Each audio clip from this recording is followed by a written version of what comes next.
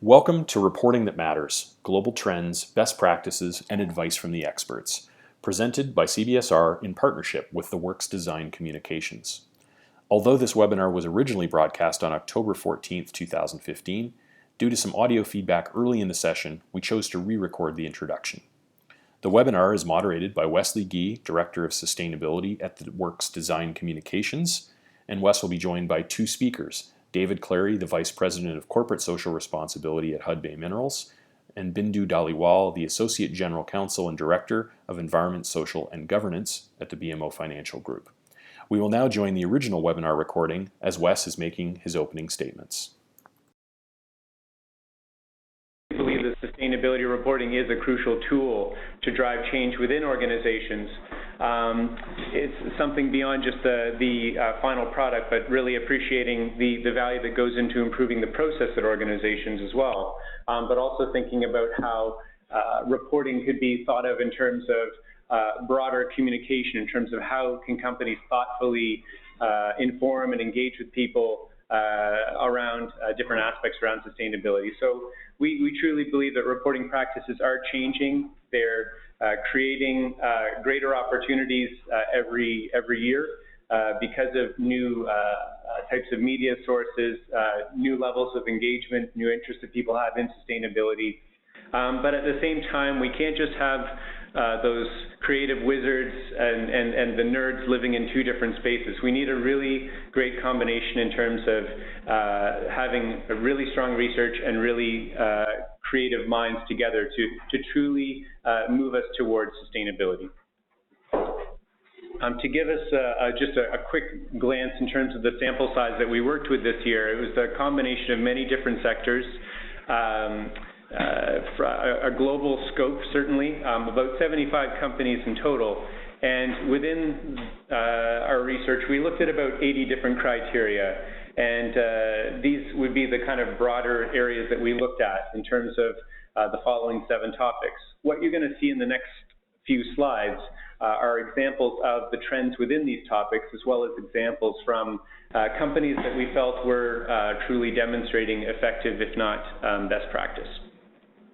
So when we're looking at transparency, this can include a lot of different factors, but basically what we're trying to say is this is a topic that is becoming more and more important for companies to truly show balance in what they're talking about, to be able to show their work sometimes, to be able to talk about their achievements, to talk about what they're aspiring to achieve rather than just what happened in the previous year. So from a statistical point of view, and since we've been conducting this research for the past 4 years, we're able to kind of show how things have changed from year to year. But we've seen, while there is an overall small reduction in the number of companies reporting to the GRI, a lot of companies are really just trying to figure it out this year now that they're going to G4. We saw a big spike from 13 to 56% of companies reporting to the G4. There are a number of companies that are doing things in a very integrated or combined way, but of those companies, only a small fraction of them are actually aligned with the IIRC reporting guidelines.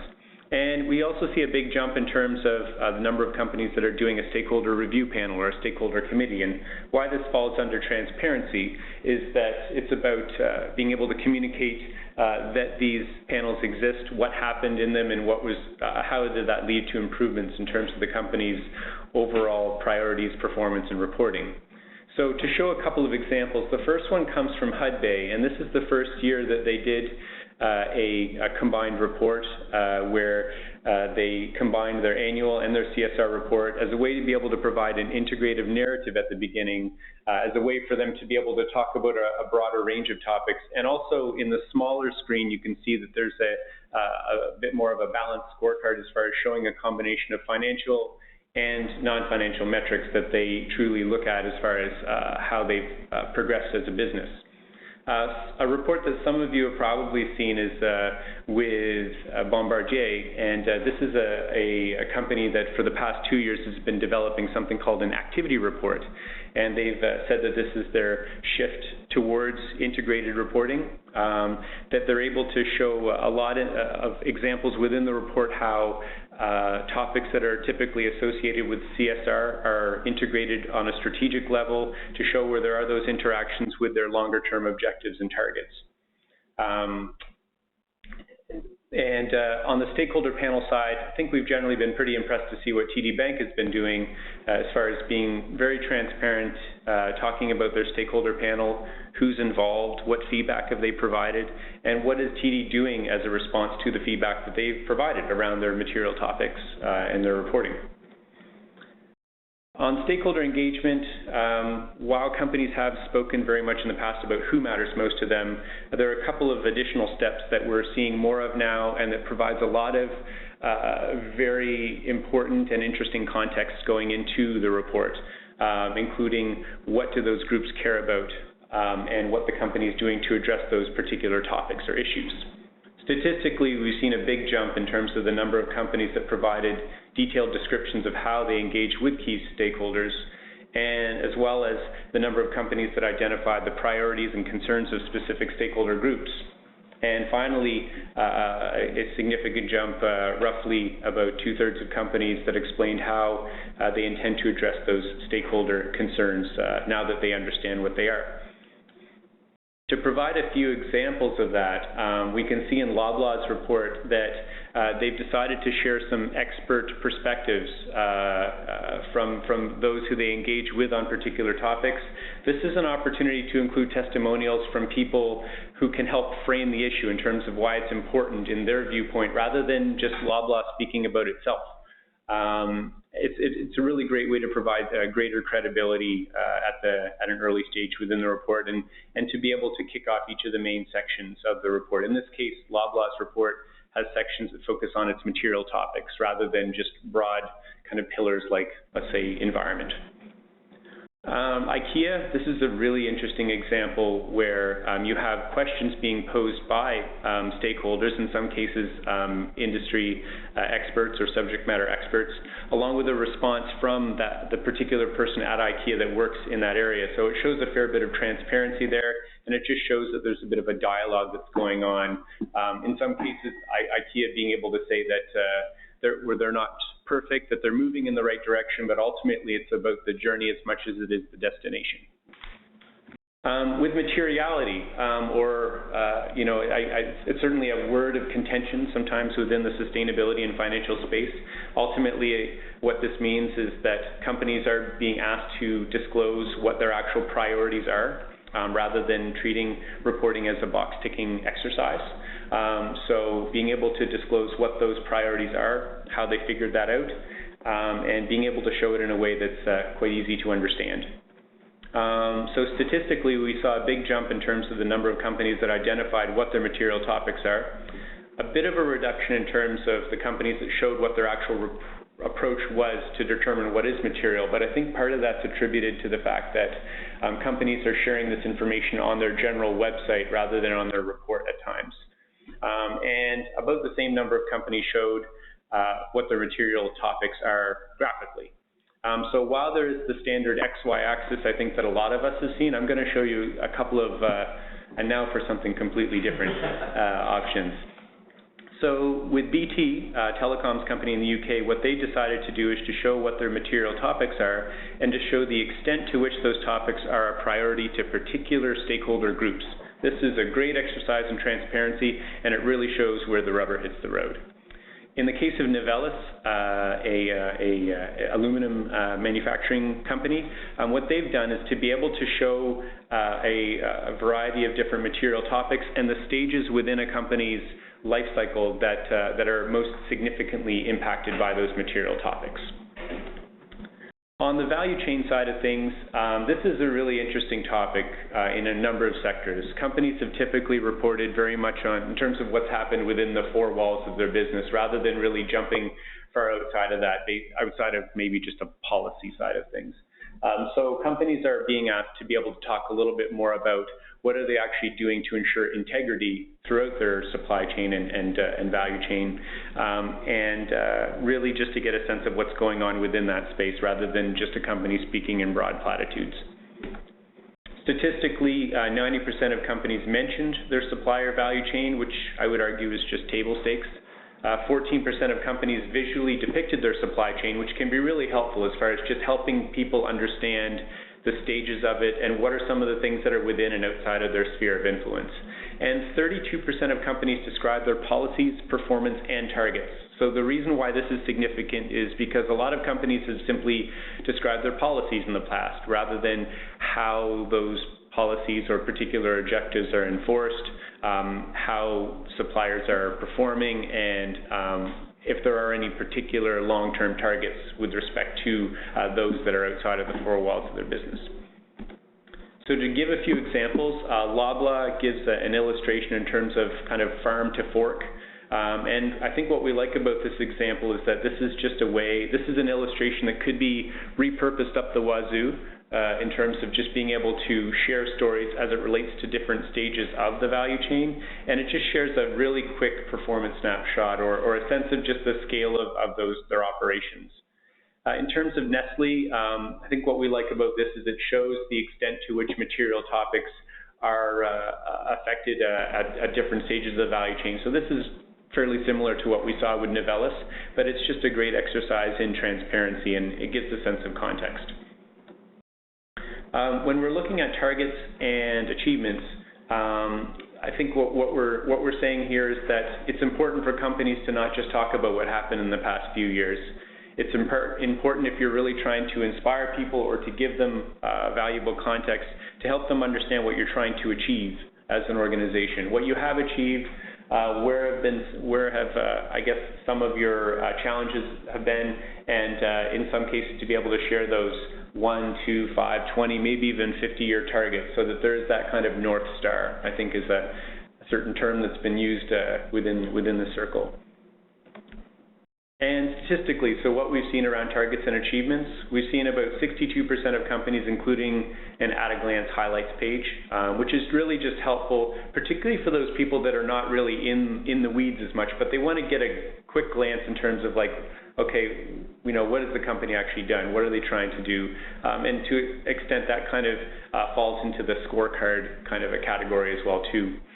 About 82% of companies highlighted their targets and achievements. Which, that would be another one of those things that I would consider table stakes, although targets is something that certainly varies from sector to sector in terms of a willingness to be able to do that. And 34% of companies, and that's an increase, who articulated their long-term goals. So that's good to see, but I think we still have a long road ahead.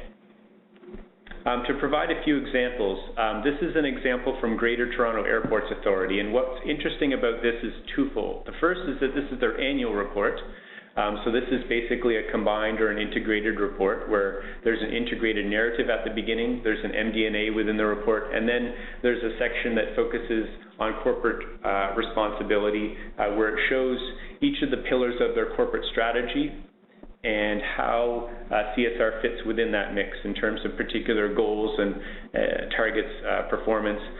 In this case, it shows targets going to 2033 and actually all the way to 2050 in terms of our GHG reduction targets. Another example here is Sainsbury's, and some of you have probably seen this report, but this is a company that has set targets going to 2020, so this is really a progress report, but everything is geared towards these priority areas and these targets they set for 2020 and the progress to date. Port Metro Vancouver is another example of a company that's done a similar kind of document, but their targets go all the way to 2050, so hats off to those guys. Storytelling and case studies. I guess this is really just something where at the beginning of sustainability reporting, it was just a whole big old bunch of storytelling without the numbers. People demanded the numbers, so we gave them the numbers. And then all of a sudden they were just thinking these are kind of boring reports because there's just a whole bunch of numbers there but not enough context. So I think what we're seeing right now is a resurgence in terms of doing meaningful storytelling, to be able to share examples of projects, initiatives, results based on a kind of a sense of a story, to be able to share testimonials from people within and outside of the business to help people understand why particular topics matter. And to give a few examples or a few stats at the beginning, 79% of companies included case studies and testimonials. This is another one of those table stakes kind of areas where if you don't have it, then you're running the risk of developing more of a disclosure document rather than something that people could actually read, or a document that could be repurposed based on a topic-by-topic basis. 68% of case studies related to material topics, which is helpful because sometimes companies run the risk of having a number of stories that they want to tell, but they don't always connect to things that truly matter to their business. There might be the odd kind of what we call a grip and grin case study where it's, a couple of people holding up the big check or something like that, where, you want to just kind of make sure that these are topics that do truly matter to your business, but to their material issues. And then 39% of case studies were backed up by statistics, which is also really helpful. Rather than just speaking qualitatively about the impact or performance, if you can include the odd statistic, then that can also help people understand what you've achieved or what you're aiming to achieve. To provide a few quick examples, Rio Tinto, what we like about this example is that they have a case study library.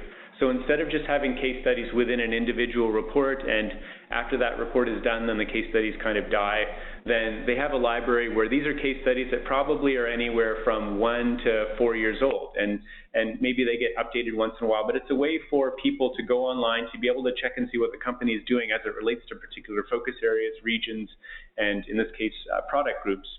So it's a way to give a longer life and to be able to repurpose these through social media, for instance, to help people understand what's going on within a company rather than just getting an email saying, hey, read my report, which, at the end of the day, we don't really want to read, reports day in and day out. We'd rather learn perhaps throughout the year what the company is doing, what they aim to achieve, and to have a chance to be informed, but also to be engaged.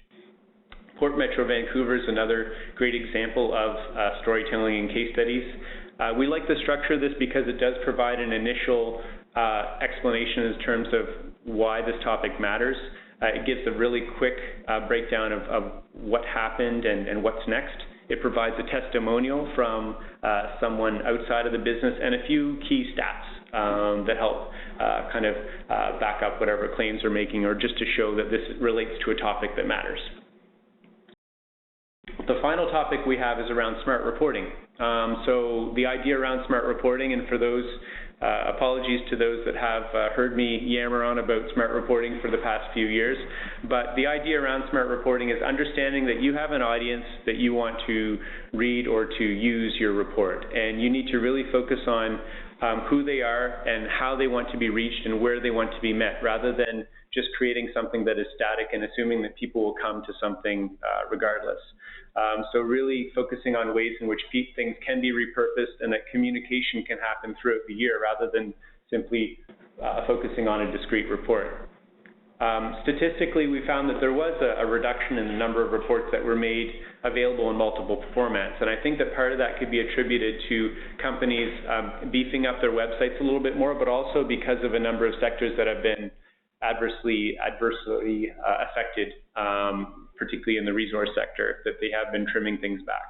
Although there has been roughly the same amount of companies producing full and summary reports. To give a couple of examples, AEP, a power generation company in the States, they develop an integrated report which covers these quick one-pagers that really just provide a few basic highlights around what's happening within the business, things that can be repurposed quite easily, and provide a teaser for people to go to the report. This is the report where there are a number of separately downloadable options. There's an opportunity to view videos and to be active on social media. And an example of work that we're doing involves Newmont, a large mining company.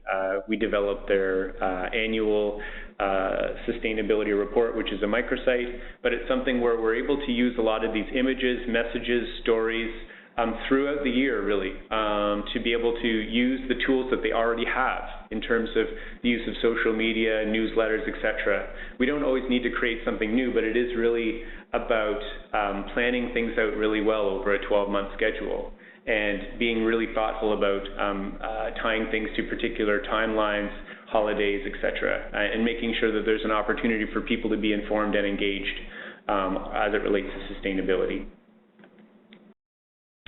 So I'm going to turn things over now to our two speakers. Our first speaker is Bindu Dhaliwal from BMO Financial Group. BMO is the force behind, I know she's a lot more modest to say so, but she's certainly has a critical role in terms of the development of their ESG report and has been involved in this space for a few years.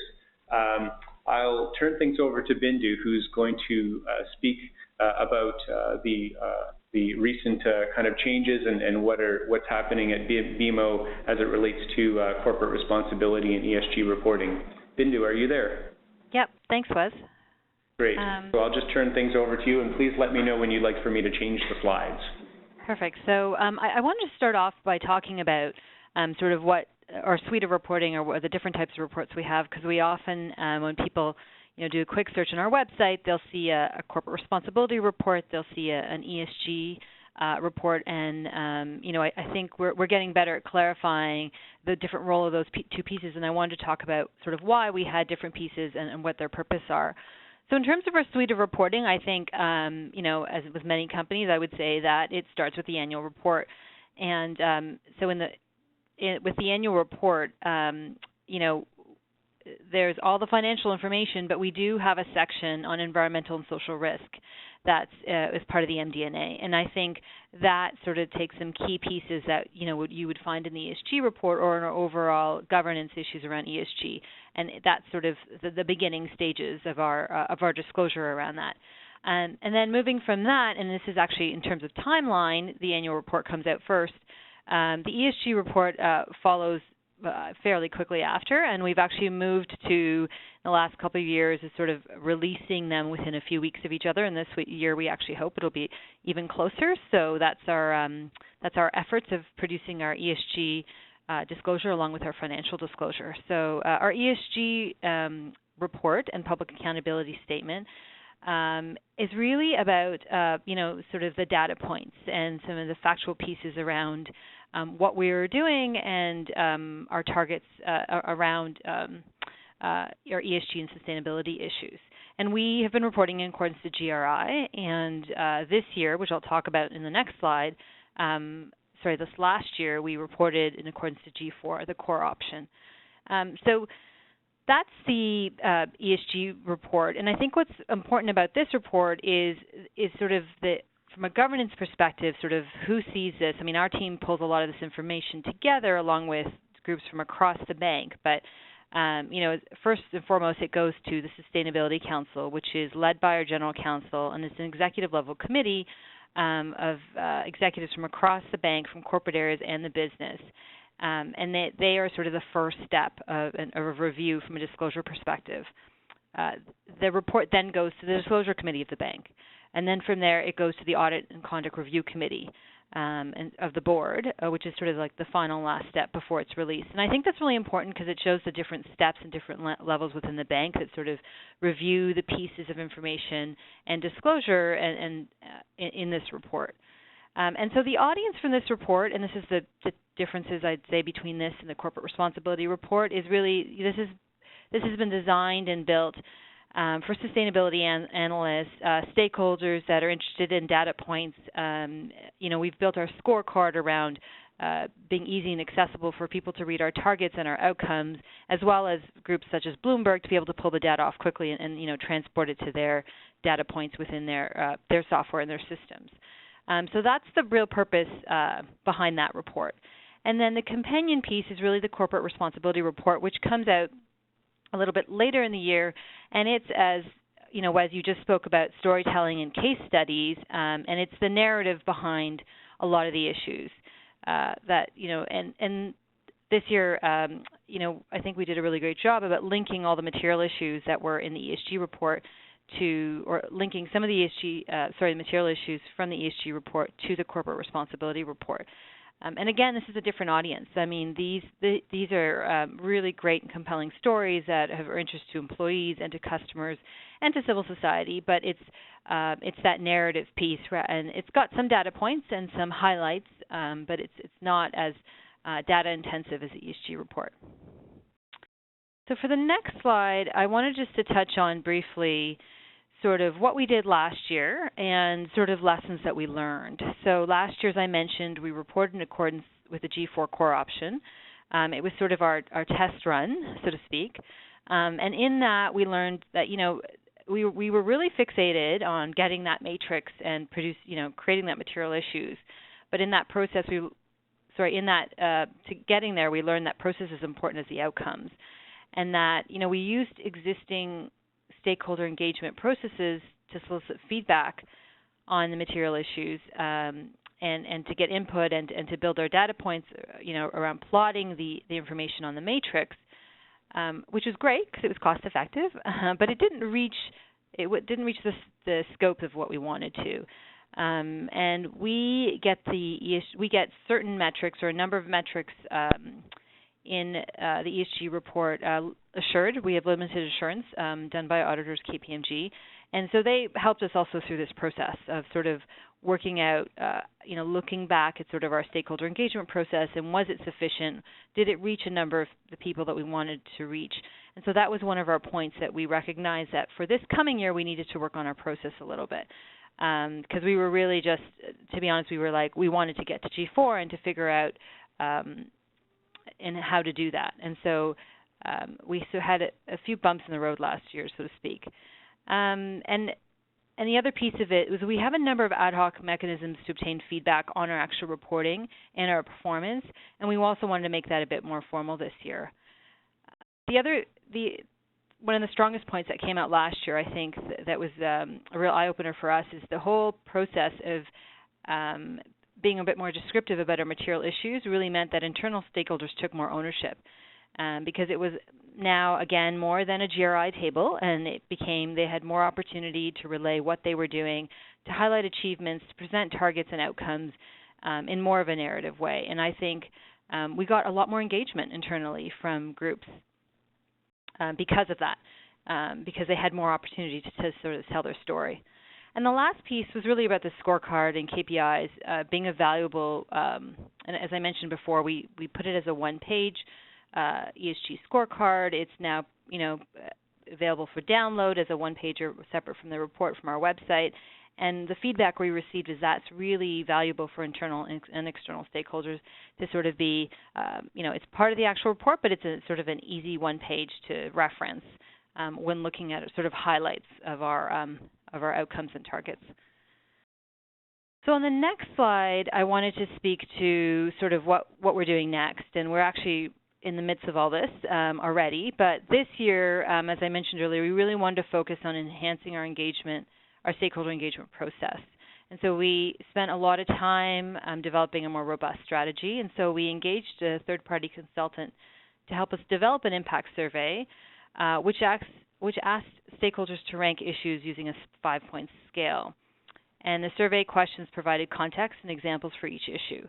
So we had something similar to this last year, but again, as I mentioned, we didn't have the ability to reach out to as many stakeholders. So this year, electronic surveys were sent to employees who were randomly selected from all lines of business and at various job levels. Customers were sent surveys through existing focus groups, and major shareholders and asset managers were sent out surveys as well through investor relations, and community and civil society groups were sent out surveys through our third-party consultant. And so in total, we had more than 20,000 stakeholder impact surveys distributed across North America, which happened in earlier this year, in the spring of this year. So that was a great win for us this year, and I think we had a much more robust process, and in that we got much more robust response and feedback on some of the open-ended questions that we also provided with the questionnaire. And in addition, we had some third-party interviews conducted with civil society and community groups to gain more in-depth perspectives. The interesting piece about this is the matrix, though, did not change that much from last year to this year. So I think we were, in terms of process, we realized, we actually had a pretty good process last year, and and expanding the scope of the number of participants in having our materiality analysis, just verified sort of the issues that were important to both the bank and to our stakeholders. And this year, again, we involved more leaders from various business and corporate support areas because I think as an outcome of last year's report, we received a lot of feedback, positive feedback internally, and recognition for what we had produced as being a valuable resource, both for internal and external stakeholders. And so this year we had a lot more people who wanted to be part of the process. So I think that was another great win. So that's sort of highlights. I'm going to turn it over to you, Wes. I know there'll be an opportunity to ask questions later, and I'm be happy to answer them. Great. Thanks, Bindu. And I guess I think I'm not sure if David's logged on yet. David, can you confirm whether you're on or you're here? I don't see him. I think he's joining us shortly. But Bindu, before I turn things over to David, I just had a quick question for you. I guess I was just wondering, based on this engagement, without necessarily delving into the deep details, what are some of the things that you have learned by engaging more with people in your kind of senior leadership team or through your stakeholder impact surveys, both in terms of corporate responsibility at BMO, your program, but also in terms of what might be some ways that you may choose to inform and engage them in the future? So Wes, before I answer the question, David just sent us an email, so he's just having some, so somebody could help him out there. So I apologize. So just to clarify your question, because David had reached out to me at the same time as you were asking the question, in terms of how are we trying to engage more senior leaders within the bank? Yes. Yeah. Well, I was asking about what did you learn from this kind of recent engagement in terms of getting so much feedback from different people. If there's anything kind of that you thought about in terms of how to adjust what you're doing based on this feedback, but also maybe even just more specific in terms of how people how you plan on or informing and engaging with people on sustainability in ways that are in addition to the reporting. So I think in terms of learnings, I think on some of the feedback, we realized that obviously I think that the website is I think the first point of interaction when people are looking for information, more so than even the reports. And people will go to the reports and the reports are downloadable, but web sort of quick information, again, which is why the scorecard we found, some of the feedback we received was really valuable because people are looking for sometimes more discrete information or quick information or summaries. And I think that has helped us also sort of make some decisions this year on how we're going to format the report and sort of grouping some issues together so that people could potentially download pages of PDFs on certain issues rather than having to download the entire report. Things like that we're sort of contemplating, haven't quite decided exactly, but those are some of the learnings that we received from the feedback. And I guess it's one of those things that reports can tend to be quite large, and I think you mentioned that in your report, so that the more accessible you can make them and more direct the reader to exactly the information you want to be the most helpful. Great. Hi, Bindu. It's Stephen Fish. I have a question as well. I thought I'd catch you before we moved on. One of the highlights today was the potential around the value chain piece. And I know with the banks, and there's lots of sort of leased space, supply chain is perhaps less conflicted, less challenging than perhaps what we'll hear from David in the mining sector, where there's maybe a bit more risk and exposure. I'm just wondering, are you hearing a lot of demand, or are you seeing any drivers for the bank looking at their own value chain and addressing those integrity, but also potential for engagement and maybe potential for some sort of inclusion in your reporting about the impacts of your supply chain? Is that something that's on your radar? Well, in terms of our results, supply chain is always on our radar, but in terms of what stakeholders came to us in terms of their priority issues, it wasn't a major issue. I think, for the reasons that you mentioned, we're not seen as a bank as, of having an extensive supply chain besides perhaps papers and pens, and we We have a pretty robust system around our leasing and our carbon footprint. We're carbon neutral, and we report on that extensively, and we're pretty transparent on things like paper usage and data reports on that. So we didn't actually get a lot of. It wasn't a priority. It wasn't an issue that sort of surfaced to the top for us as a group in ESG. We have an environmental sustainability group internally as well that looks at our sort of operations. It always is a priority, and we're always focused on that issue, particularly on our footprint and how much our emissions and keeping focused on being carbon neutral. Great, that's great. And I just at this point want to take a pause because we actually have quite a healthy attendee list today. There's about 81 of you on the phone right now, which is fantastic. If you have any burning questions that you'd like to ask any of us, you can either use the chat feature and direct those questions to the host, or you can use the Q&A feature, which is a small box in the right-hand corner as well.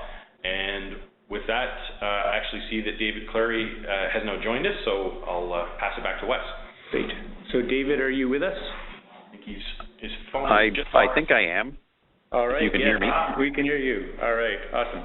So David is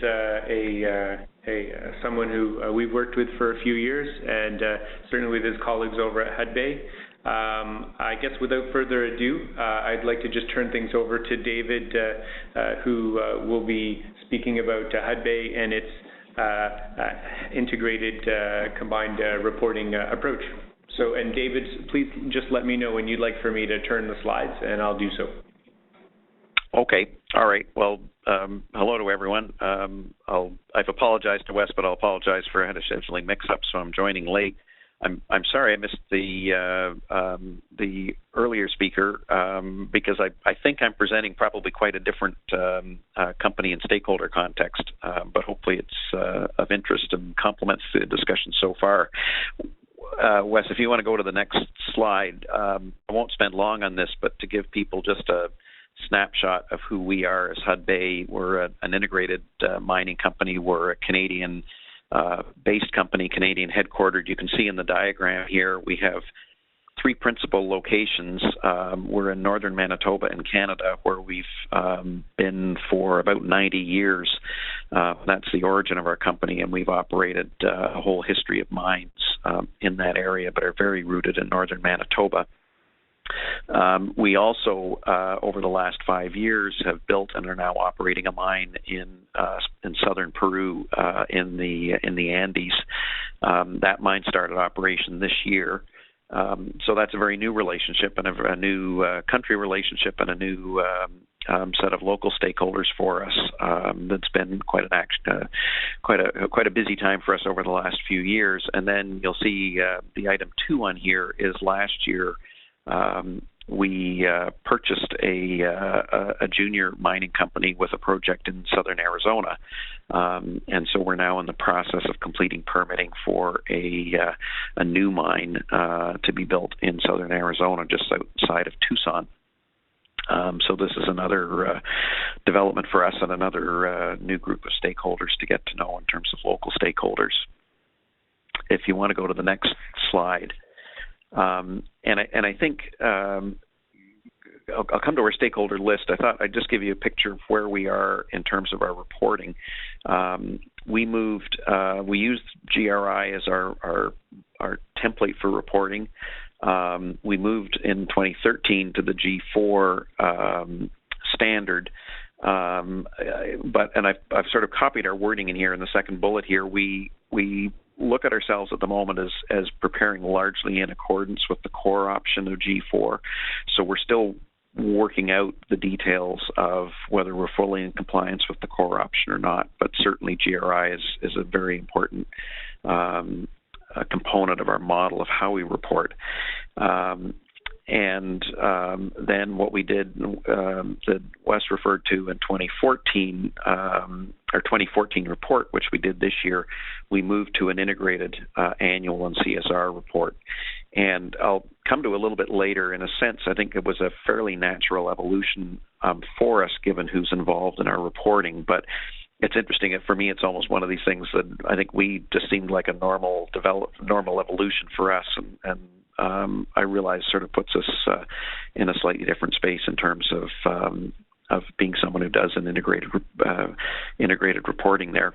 We also, and this is very much integrated with how we look at reporting, we do respond to the RobecoSAM Sustainability Survey every year, which is the basis for the Dow Jones Sustainability Index. We're not yet on the Sustainability Index, but the RobecoSAM reporting is a very important component that we look at in our overall reporting, and the feedback that we get from that is important.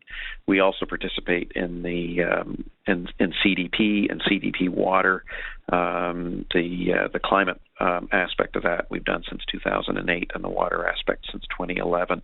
And we look at all of this as very much an integrated process around reporting. And then on the next slide, which is up now, the reporting and governance. When I said that our move to an integrated report seemed like really a natural evolution, is our reporting has always been done in a very connected way with our audit committee and with our corporate communications group and investor relations group. So we've really been working behind the scenes in a relatively integrated way. And the move to actually integrating the reports really seemed quite natural to us.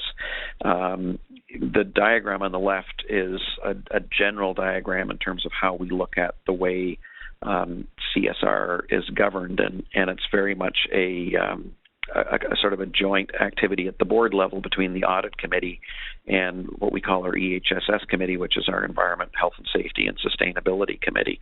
So those two committees, in fact, meet jointly when they have, in the past, have met jointly when they reviewed our CSR report. And so again, for that combination of committees to review an integrated report was really, they were looking at the same information that they've looked at in the past and just approving it as an integrated reporting.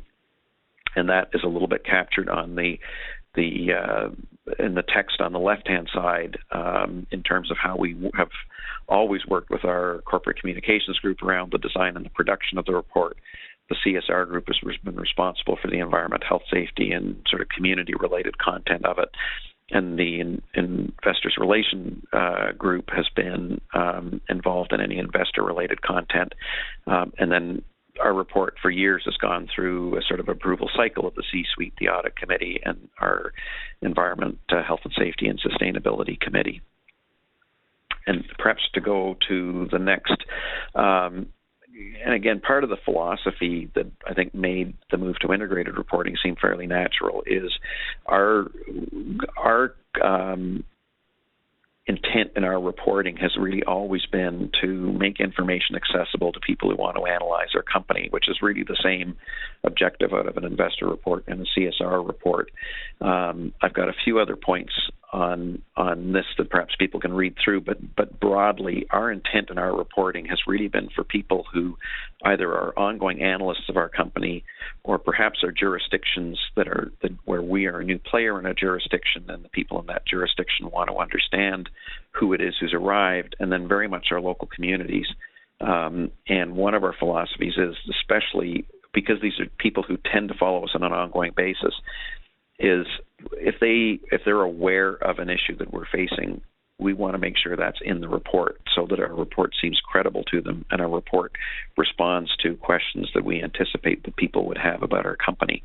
And so, again, combining the report almost enhances that because it gives people one place that they can turn to that hopefully answers most of their questions about the company. And then perhaps just to go to the last slide here, and perhaps I've got these out of order. It might have been better if I'd spoken to the stakeholders a little bit at the start, but to give people a sense, our stakeholder groups are listed as we look at them on the left-hand side, and it's always hard placing the order of priority of stakeholder groups, but a group that's very important to us or two groups that are important are employees, and the other is what is actually the fourth bullet down here, but communities and Indigenous groups that are around our operations. We're not a marketing-oriented organization. We sell a commodity product that may even characterize metal concentrate can trade between customers while it's on a ship in the ocean, simply because it's closer to one port than to another. It's not a branded product. However, our relationship with our local communities and local governments is very important to our license to operate. And so a lot of our reporting is oriented towards communicating and engaging with the communities that are around our operations and making sure that they're comfortable with us and with what we're doing. And in that sense, if you look on the left-hand side, this comes out of our materiality assessment. But looking at the issues that people are most interested in, and this chart shows a combined analysis of issues that have the potential for the greatest impact on us, and on the vertical axis, issues that are of most interest to our stakeholders. This lays out some of the priorities there, and I think there are areas, things like ethics, which may look quite low in that. The reason we put it low there is, I think, we've achieved a certain level of comfort with our key stakeholders around our ethics. It's not an area that our stakeholders are particularly looking for new information from us in. As compared to, say, human rights, that's an evolving area. It's a very dynamic area, especially when you're in locations such as Peru. And if you Google Hudbay, you'll also be aware that we have issues that we're dealing with out of past involvement in Guatemala. So we feel our stakeholders are very interested in an ongoing discussion around what we're doing around human rights. The feedback we get from stakeholders is they are not probing for a lot of information around ethics. So that's how we've looked at the way we've laid out this diagram. But that drives how we prioritize some of what we present in our reporting. Now, I might, and I know there's value in leaving time for questions, so I'll leave it at that and turn it back over to Wesley. Thanks so much, David. I'm actually going to turn it over to Stephen, who's been tracking the Q&A or the questions that have been coming through from the participants. So over to you. Thanks, Wes. And thanks, Bindu and David, for your presentation and putting all this in context for us. I do have one question that's come in, so if I can just ask the other David to unmute both our speakers so that we can get some response from whoever feels prepared. So the question is this: what about international standards in the Global Reporting Initiative? This is coming in from online, one of our delegates on the phone today.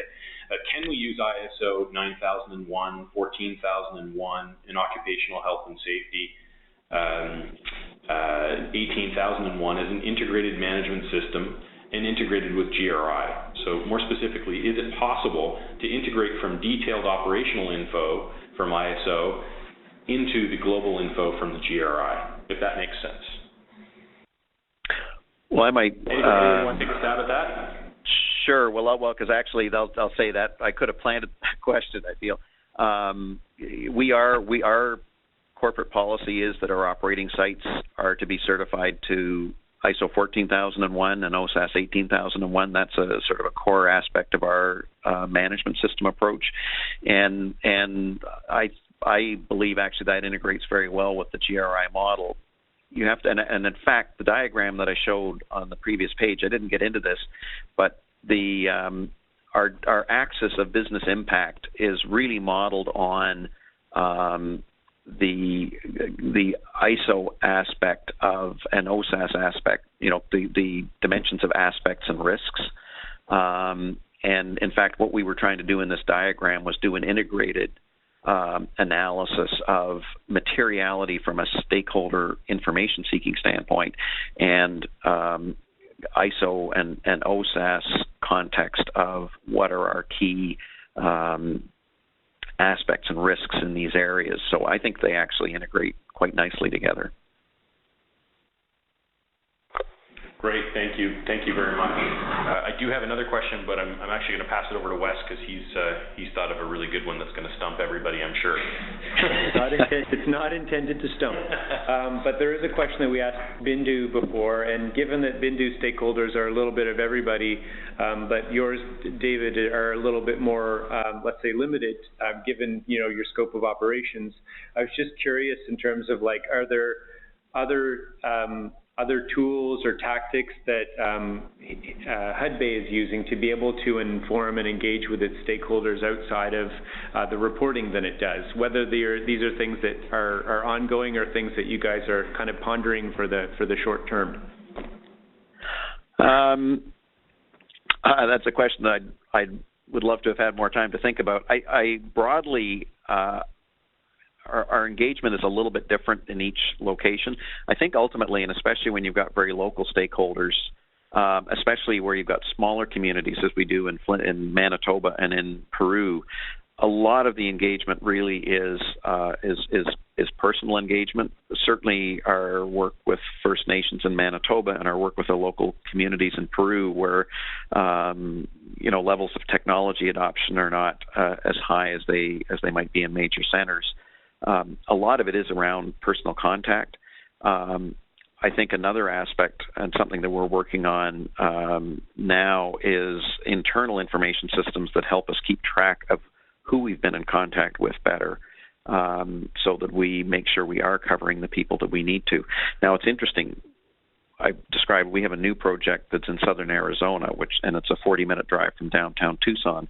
That's a very different context, because suddenly we have about 1.5 million local stakeholders, as opposed to about 8,000 in Manitoba or Peru. And we're currently exploring how we reach out to those groups, and what the best way is to do that. But it's a little bit more use of media, a little bit more use of sort of email updates to groups of people. But fundamentally, it's also about personally engaging more with leadership in communities. You've got less capacity to engage with individuals.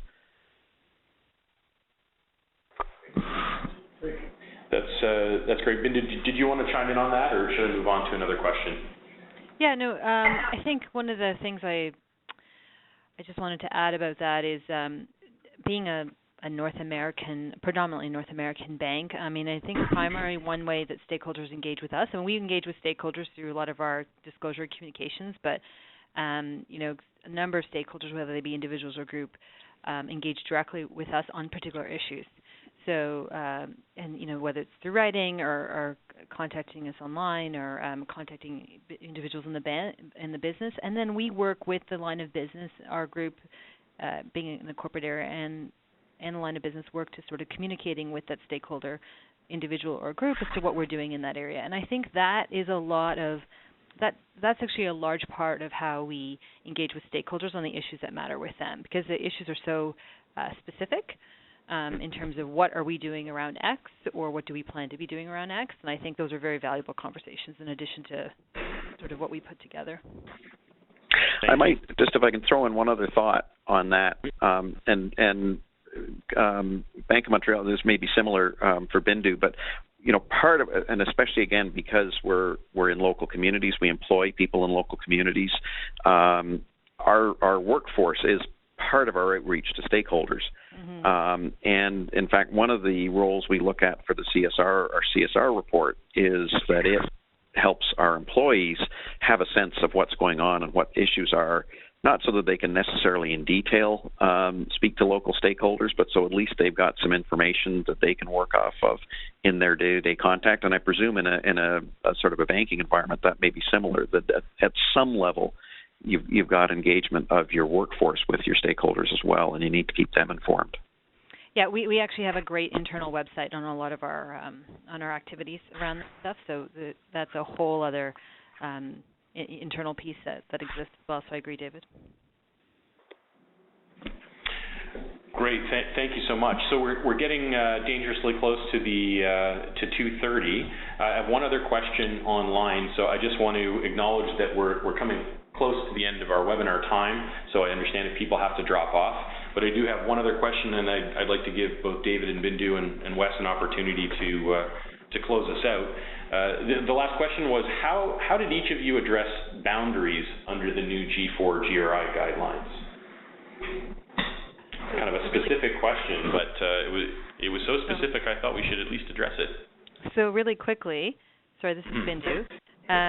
We just, last year when we did it, we sort of broke it down to internal impacts and external impacts, and this year we're reevaluating.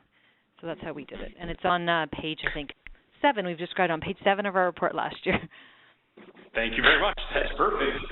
And I might just really quickly, I mean, this is one of the aspects when we describe that we are, largely in accordance with core. This is one of the areas that we've wrestled with. We generally take the approach that our boundaries are set by the activities that we control. We don't see ourselves as a company with a large degree of control in our supply chain. So we primarily focus on our boundaries. The exception to that is that I'm working at refining this, but where we have a big thing in mining is you're in remote communities and you're trying to develop local suppliers. And so we do recognize that we have a larger obligation there, and in a sense our boundary pushes out a little bit when we're working with a smaller local supplier in terms of making sure that they've got adequate performance. And that's an area that we're really still working to I'll say perfect. That'll be a long time, but to refine how we approach that. I guess if I chime in for 30 seconds, it's just around boundaries. I think it's important to treat these types of documents as transparency documents rather than a reflection always on performance. So I think one thing that can be really helpful or healthy is for companies to be able to say, this is what we can report on right now based on what we know. And, within the next 2 to 3 years, this is what we aim to report on based on what our users or readers or stakeholders want us to report on. Maybe there are some areas where you might agree to disagree with the viewpoints of particular stakeholders, but to be able to help people understand where you're going rather than just where you currently are. Great. Thanks, Wes. And with that, I think it's time to wrap things up. For those of you that would like to share this webinar with your colleagues that couldn't join us today, the session was recorded. We'll clean up some of the feedback at the top of the hour and share that with everyone on the distribution list for those of you that have registered. I just want to thank David and Bindu for joining us. I appreciate that, and Wes for you leading the charge. And if you do have any follow-up questions for Wes about the mechanics and the how-tos and the emotions of reporting, reach out to us. We're happy to connect you to Wes for a broader conversation or any sort of follow-up questions that you might have. And thank you so much to David and to Bindu for providing those practical perspectives. It's really helpful for people to learn where the rubber hits the road. Agreed. Thanks again, everyone. Bye for now.